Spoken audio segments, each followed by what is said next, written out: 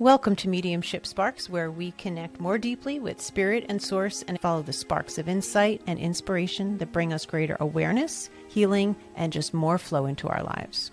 I'm Noelle Dean, intuitive medium, licensed therapist, and your host. A quick note before we begin: this podcast is for educational purposes only and provides general information. It is not medical or psychological advice and is not a substitute for care from a licensed health professional.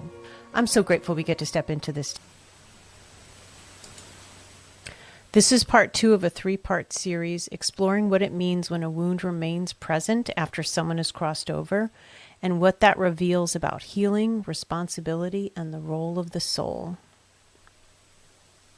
I want her to be healed because I obviously came to you because I was looking for like closure, right? Like that was the whole reason. Can I ask you a question? So you did come, Sure. and we did a mediumship reading a month and a half ago, something like that. Oh, no, it was like that January first couple 5th. of days in January. It's been, all right, just about a month. And do you feel like you got the closure that you were hoping for? You might not, and you're not going to hurt my feelings. I'm just being curious. I don't know. It's very conflicted.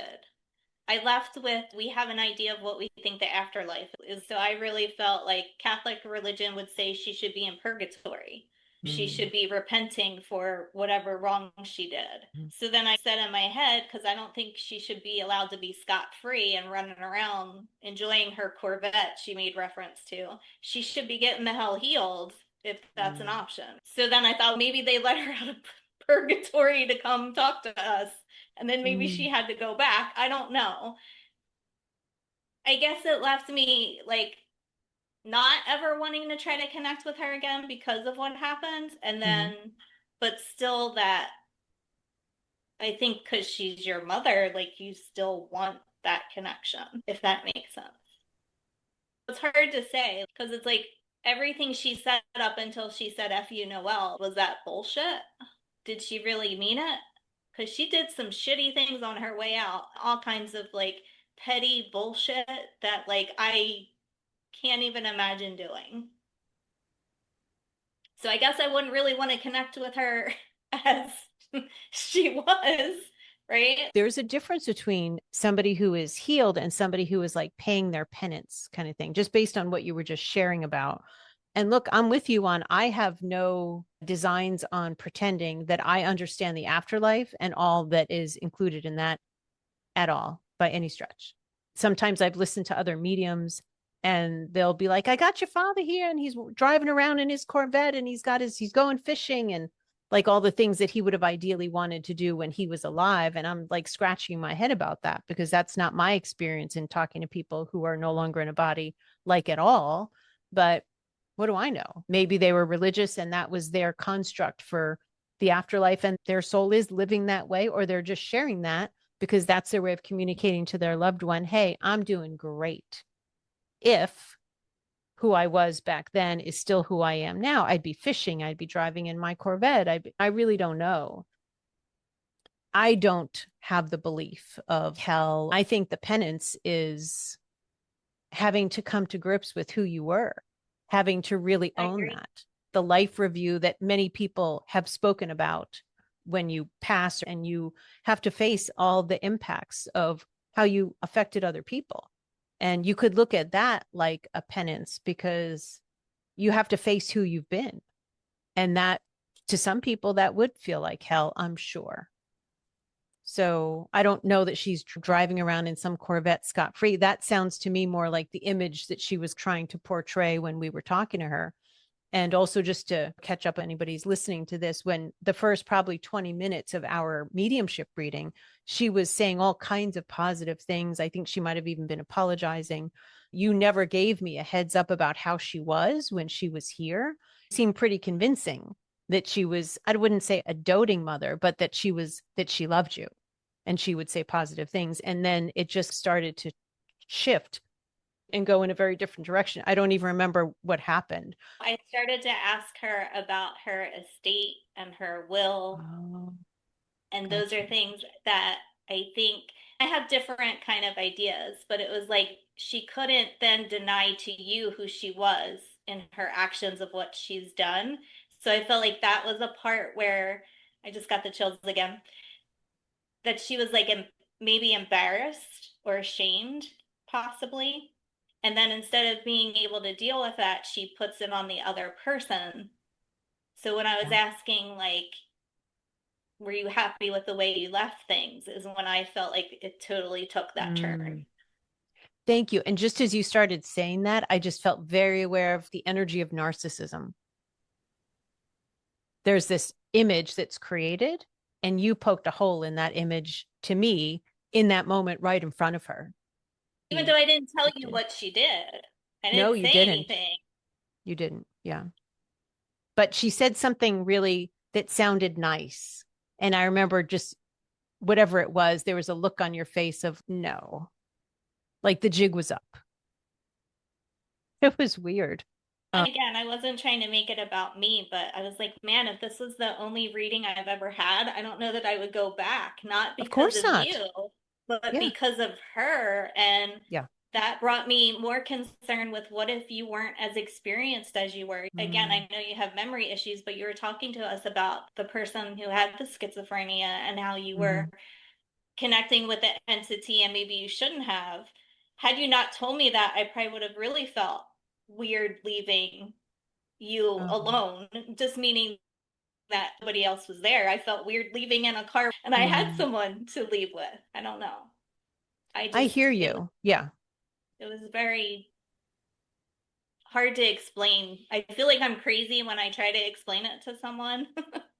Oh, you don't sound crazy to me at all. You sound like a concerned human being that understands the depth to which the human being that was your mother in this life was just the term coming to me is genuinely fucked up. And you wouldn't wish her on anybody, including an experienced medium, to have to Right. deal with the real shit as it started oozing out, which it did after however much time. And then the real nastiness was there.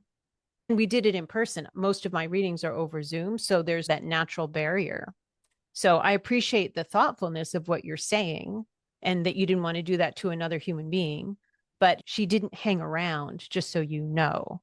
And I remember, like you were mentioning earlier, we had asked while we were all together for Archangel Michael to ship her off home so that she would be Right. away because we wanted to rid ourselves of that energy. And I didn't feel the energy hang around.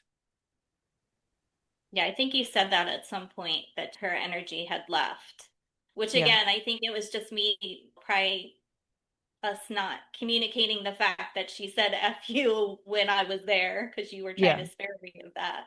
And then hearing it on a podcast, and I'm like, oh my gosh, is my mother haunting her? Because that's not Oh, at all what hmm. I wanted. And yet it Yeah. seems like just so much like her. Makes You're sense. I right. wanted to validate it. Yeah. You were right. Yeah. She's just not the only one, but the twist of it, that was the first time I experienced like the twist. I'm thinking of another mother that I connected with. The best friend was right there. That was my first probably seeing the supervising person. And for anybody listening, what has come up in readings that I've done and with my own sister is that when somebody was really not well and still not well, they have a chaperone. So my grandmother, when my sister first passed, told me that her role was being a supervisor of my sister. Many times after that, I would connect with my sister and a grandmother or our father even always showed up with her. In the podcast episodes that I did with her when I rebooted my podcast, that was the first time I think we interacted and there was no supervisor. Her energy was very different. It felt very right to have her on the podcast. We had also apologized to each other for things. We'd had some real moments. I apologized to her for things that I had done and even how I was still relating to her. So we cleaned up a lot of stuff. I know that you already know this, but I don't feel like that is the right thing or possible with Carol at this stage of her development and healing. And I feel like, as somebody who cares about you, we don't really know each other, but just as a friend, I would say don't be tempted to connect with her unless you have a very strong sense that she is different, because her energy is just as shitty and toxic, it seems, as it was. And she may decide to hang around. You can call Archangel Michael, but persistence can happen. To be honest, it was scary. It was a Hmm. scary situation that I just wanted to make sure there's no lingering issues with you or for me with her. Do you? Before I saw you, I told you that I felt like she was going to push me down the steps the one night, so I Oh, didn't God, go that's right. downstairs. Yeah. I haven't felt that again. I do feel like she's here sometimes. I'm not calling her here. I guess that would be the question. I don't think you have an answer, but it's should I ever try to connect with her again? And why didn't she get the darn life review? Because you asked her and she said no. She showed the Corvette like she'd rather be having fun than do the life review. And it's like she needs to do the life review. She has to do it in her own time when it's genuine, is my impression. And clearly she doesn't seem there. She might be there tomorrow on our timeline. I have no idea. And I, as someone who cares about how you're doing, I wouldn't recommend, even if you were a seasoned medium, I'd be like, do you really want to do that?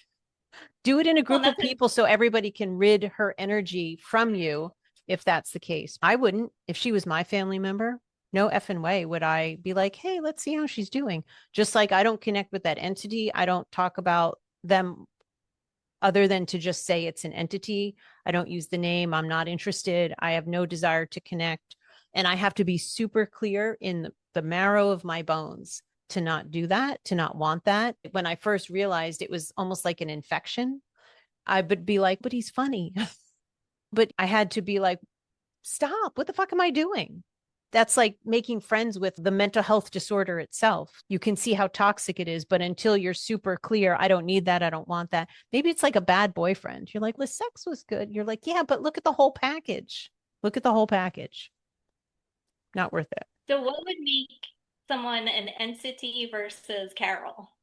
Carol is somebody who was no longer incarnate in a body, but she was alive not long ago.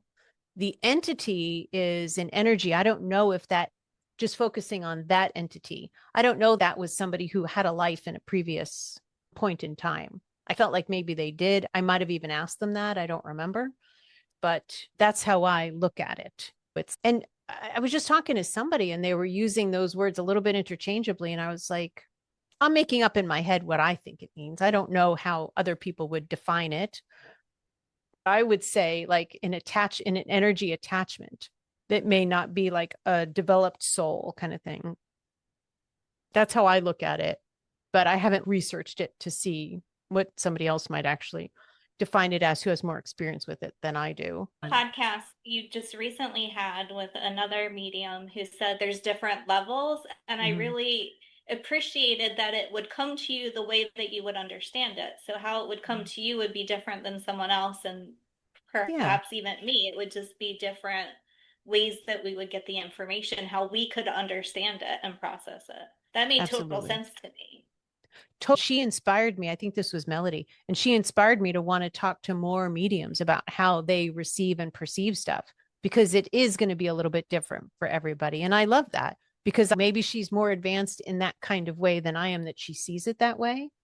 Not that matters, but I'm just saying that could be why she sees it that way. Or maybe that's just how she relates to, I see it like an elevator kind of thing. And then it just makes sense to her that way.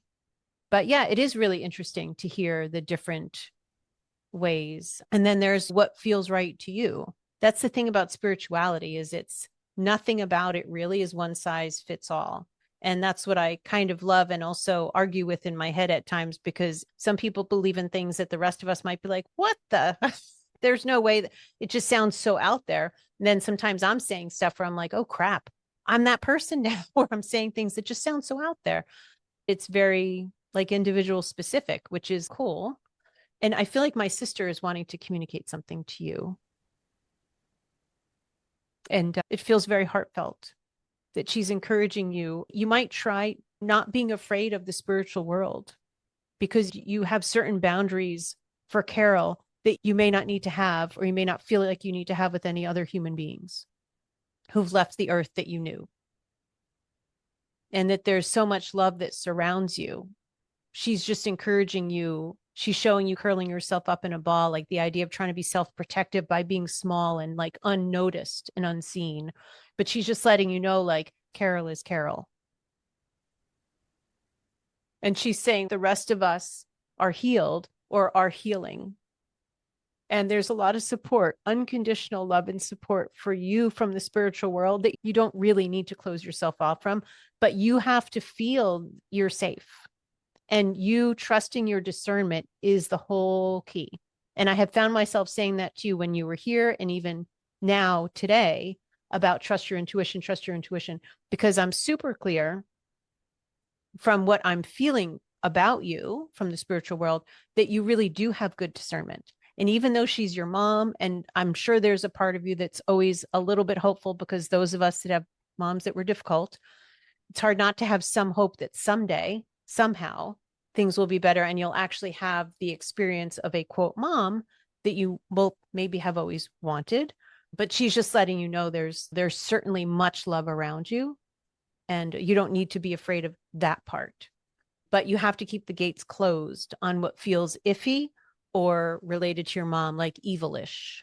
I feel like Noelle wants to add the caveat. It doesn't mean you don't make mistakes. Just last year, I was practically boyfriend, girlfriend with a fucking entity that's been haunting somebody for 26 years. I make mistakes. He got under my radar. He kept me company. He was funny. It was charming. Obviously, I'm a sucker for somebody who makes me laugh. I think that's what prevents me from even trying, though, because I feel like I've been afraid of possibly having any of those gifts for a really long time, that I really don't even try to connect, because I don't know if normal people are afraid of the afterlife or if you're afraid of the afterlife because you could possibly connect with it. I don't know. Afraid of the quote being dead, or the people who are quote dead? The spirits, Okay. to be clear. The people without pants, as you used in your last podcast. Thank using that. Yeah. I hear you. Look, it would make sense that having the experience that you had with Carol would have tainted the water for sure. It feels right to say there are books you could read. There are people you could talk to. There are classes you could take if you wanted to, where you could learn that sense of self-protection if it was an area that you wanted to indulge in. These are the words I'm getting.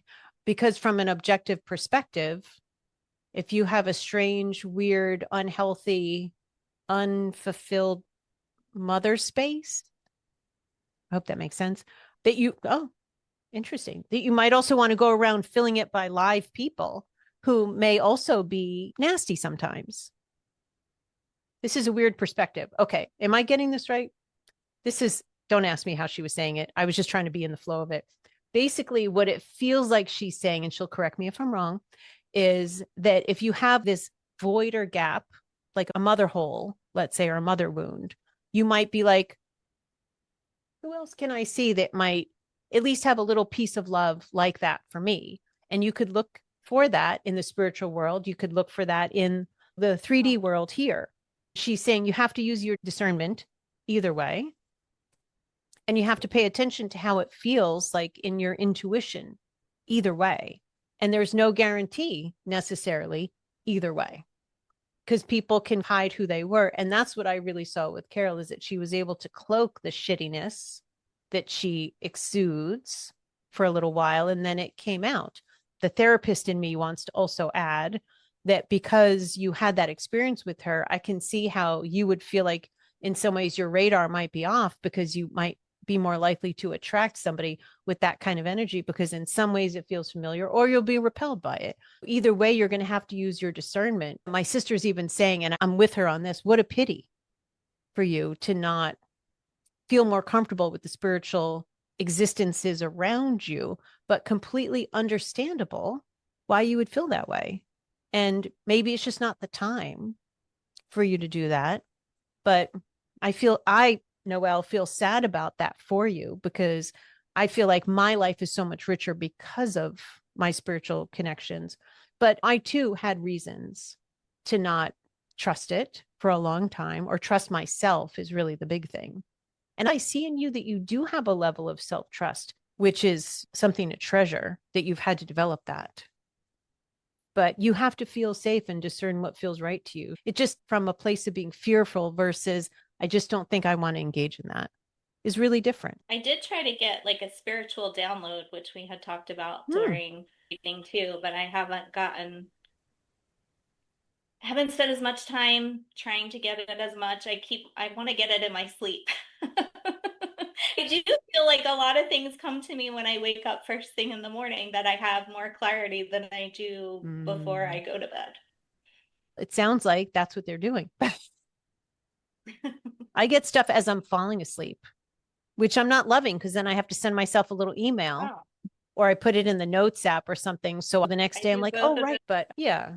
And my sister's reminding you, we're all just doing our best Thank in you for the me spiritual because plane. I didn't Yeah. know if she normally came to other people's readings, but I appreciate that she was there, even though I didn't know. She's saying that normally she's minding her own business. No, we needed her. We definitely. Yeah. Yeah. She's just commenting that it was like an exaggeratingly like pronounced experience. So she felt like she had to jump in and leap in front of or next to or aside to block out some of that from Carol. And now she's all proud of herself and flexing her biceps. I'm glad that she's feeling proud that she's helping. And I do feel like, and not to make it about me, but I do feel, and this feels very true and heartfelt, is that she did heal maybe so she could do this, like for you and for other people. And I haven't had that experience with her before. So I'm glad you're reminding me of that because I did forget. My sister's saying that she's acting like a placeholder for the better, more healed version of the person and how they would want to become or be with their loved one. There's some form of your mother's soul that would want to be that more healed mother kind of energy. And she was trying to project that at first, but I guess my sister could feel that she wasn't really there. Like there was no integrity. You can feel when somebody's like lying, let's say. And I guess she could feel that from Carol. And so she like stepped in as if she was next to maybe. So were you like the supervisor of that? Okay. You were saying that earlier. Was Lisa like the supervisor of that? And I guess she was. Thank you, Lisa. She says no problem. Oh, sorry. She said no problemo, which was something she used to say when she was younger. That's cute. And she's saying that she was happy to help you and that you needed that in that moment. And she's commenting that she doesn't believe that your mom's like trailing around after you kind of thing. Not to take away from, you may feel her at times. And I don't know if this is helpful. You can really research how to remove the energy of people like that. But I had somebody hanging around. I don't think it was your mom. I don't know who it was, but I was feeling some different energy in my house. And it was bugging me because not that it felt bad, but I just wasn't sure what to make of it. And they weren't really like fessing up about who it was. So I would just imagine in my head that I could just push the energy way to the ocean. And I would do that. I would just either spin in a circle slowly and just push, whooshing it away. And then creating visuals in my home of a dome of white light that is protective and that being energy is not welcome to come back in. I do the white light almost every night. I Good. imagine it like with me and my husband, like my room and then my house, and then I send it across the Nice. whole United Mm-hmm. States to everybody I know, kind of thing. Nice. Yeah. Another Lisa's saying keep question. doing that. The woman next door that you saw, was that Lisa showing you? During my reading, there was a fucked up woman with fucked up lipstick. Those were your words. Oh, yeah, yeah. I I'm forgot about that. curious, like that's what you got before you really knew what you were getting into with Carol. So I'm wondering like Mm. how that came to you. What Christine is bringing up is during the reading, I had a flashback to an old neighbor of, gosh, this was my first apartment in San Diego.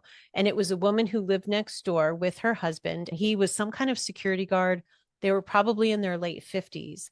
I don't know if I could describe her. She was always dressed not appropriate for the weather. Like she'd wear a heavy, kind of furish looking coat, even like in summertime. She had blondish, whitish hair that was always messed up. And often her lipstick or her makeup was messed up looking. She just looked like somebody who was very much suffering from mental illness and very not put together, not very lucid. She might have been like very drugged for all I know. She seemed barely half there, her energy, barely half there. And I did get a flash of her. And was that from Lisa? I would say that's from my guides, because being reminded of things that I can relate to and it helps illustrate something, that is a common occurrence. And I don't know how they do it. They go in your memory banks and they pull stuff out. I can't even imagine how that works. It was amazing because for me, I knew it wasn't the appearance. I said to you, how did she make you feel? And that was like, that's how I knew it was Carol, because it wasn't a good feeling. And I was like, okay, because Carol's appearance didn't match that, but that weird something's not right feeling, yeah, is how I would describe Carol. Oh, absolutely. Like an ick factor. Now, I didn't have a sense, whereas like Carol is like the kind of person that would like deliberately set out to hurt people. That my neighbor seemed very benign in many ways. She was like too frozen-ish was my impression of her, to even, she didn't even leave the house often. And I think she only ever left with her husband that I remember. Like the house either, though. She didn't like to leave the house. Oh, so yeah. that was similar. Lisa's saying parallels. For taking the time to really, it's like I needed an explanation of the reading that I actually attended, if that made sense. And That I can't totally tell makes you how sense, much yeah. I really appreciate it. Yeah, my pleasure. And whatever like peace or understanding or validation that you really can walk away with, because I do this really to support people. I work to not have a fixed idea of how it's going to go, because then I'm just trying to be a certain way or have it be airy fairy positive. And sometimes it's not. I wouldn't And have some, wanted that, as much as it was a yeah. very odd experience. You gave me so much closure today. I feel better about the whole experience by understanding what you were experiencing was really what I wanted to know too.